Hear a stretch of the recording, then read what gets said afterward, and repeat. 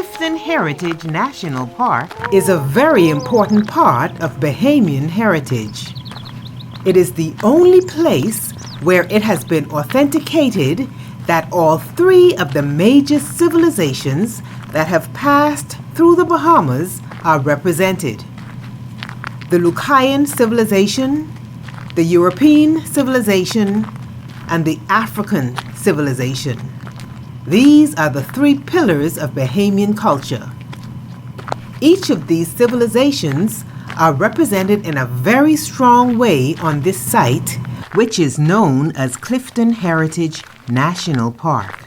Clifton was originally inhabited by the indigenous Lucayans, and archaeological evidence of their presence dates back to 1100 AD.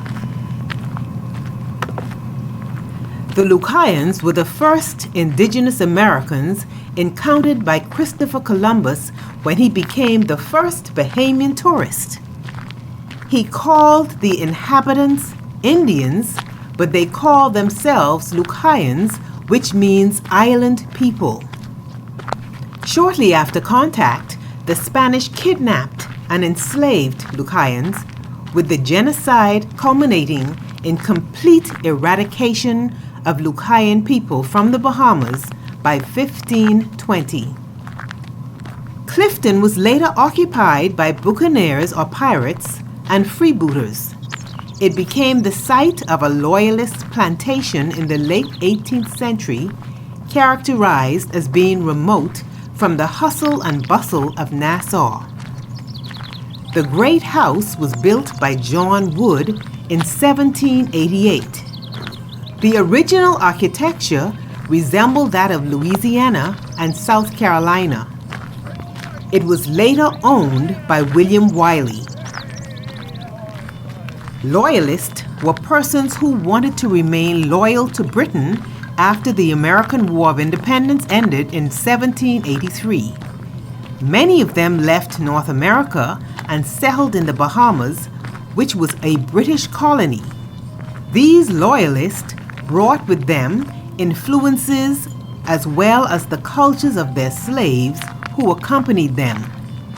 This influx of loyalists impacted most aspects of the Bahamian society: religion, education, government, population, and much more, the effects of which are still evident today. Black slavery existed in the Bahamas between 1648 to 1838. The Clifton Heritage Park is the site of the old Wylly slave plantation at Clifton Point in Nassau, Bahamas. William Wylly, an American loyalist, was born in 1757. He arrived in the Bahamas in 1787, where he served as Attorney General from 1797. He was owner of Clifton, Tusculum, and Waterloo plantations, the latter two of which were pens for stock. With a combined total of 67 enslaved people in 1818. Wylly purchased Clifton Great House in 1802 from John Wood, another Georgia loyalist who arrived in the Bahamas after the War of Independence. Wood built the house in 1785 in the style of English colonial, similar to those found around Savannah, Georgia. The building was made of cut stone, cemented by lime mortar, and covered with lime plaster. It had a basement, a main floor, about 6 feet above the ground, and an attic. There were 2 large rooms on the main floor with a central hall opening on front and rear porches. The kitchen behind the house was detached to keep the fire and heat away from the main house. John Wood left the Bahamas after selling his land. Wood's land, along with 3 adjacent plantations, totaled more than 1,000 acres, was acquired by Wylly, whose family had previously owned a plantation in Savannah named Clifton. Wylly and his family lived there until the 1820s. Many authors, including our own historian, Dr. Gail Saunders, said in her book, Slavery in the Bahamas, Wylly was considered to be a benevolent slave owner. Many thought he was relatively kind to his slaves. Although she went on to acknowledge that evidence is scant about exactly what the slaves thought. In her book, Slavery in the Bahamas, Dr. Gail Saunders also said, there is evidence that at least 2 plantation owners allowed provision grounds on their plantations. William Wylly, who owned 3 plantations in the Western District, allowed provision grounds for his slaves at the Clifton Plantation, the largest. The other 2, Tusculum and Waterloo, were turned over to stock raising.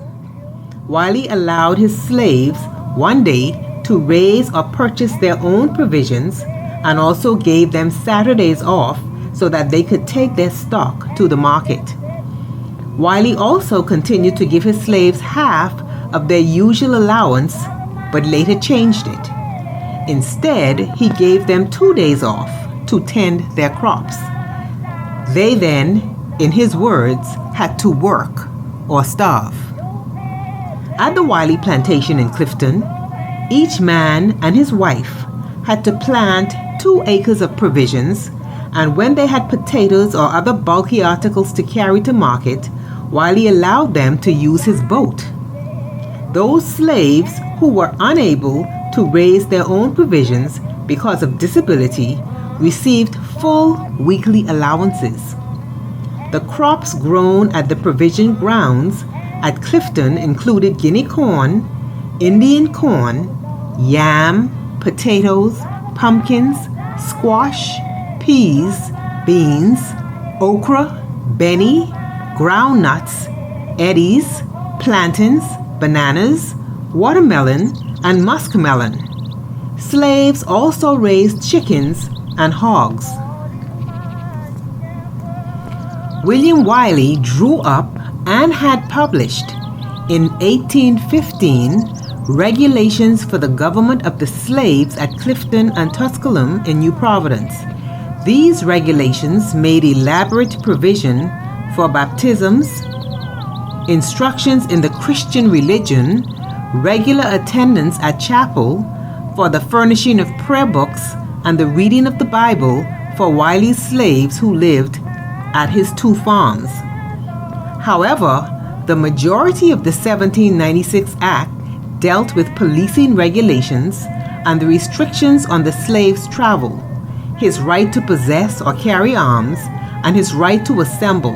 It also dealt with penalties for runaways and the punishment for the harboring of runaways. Punishment of slaves breaking certain laws was still very severe. A slave could still suffer death or transportation for striking or offering violence to a white, or stealing cattle, sheep, goats, and hogs, and for committing burglary, robbery, burning of houses, or being involved in a rebellious conspiracy. The abolition of slavery came into force in the British West Indies in 1834. The Act established a system, the apprenticeship, a transition period between slavery and full freedom. There had been some show of resistance in the Bahamas, but no successful revolts occurred. However, when final emancipation came in 1838, it was quiet in the Bahamas, and it is arguable whether apprenticeship was in fact necessary. Free at last, the Clifton Heritage National Park remains as a celebration of our Bahamian heritage. Clifton Heritage National Park preserves the ruins and archaeological remains of several plantations from the 18th and 19th centuries. Commercial crops like sugar, indigo, rice, corn, and cotton were grown here and traded around the world. Europeans John Wood, Louis Johnston, and William Wylly owned these plantations, but they depended on the labor of many slaves and freed blacks, some of whose families can be traced to the present day. By the 1820s, the thin soils were worn out, and by the time of emancipation in 1834, the plantation economy was over. Thousands of Europeans and freed Africans remained, however, significantly increasing the population and dramatically changing the way of life in the Bahamas forever.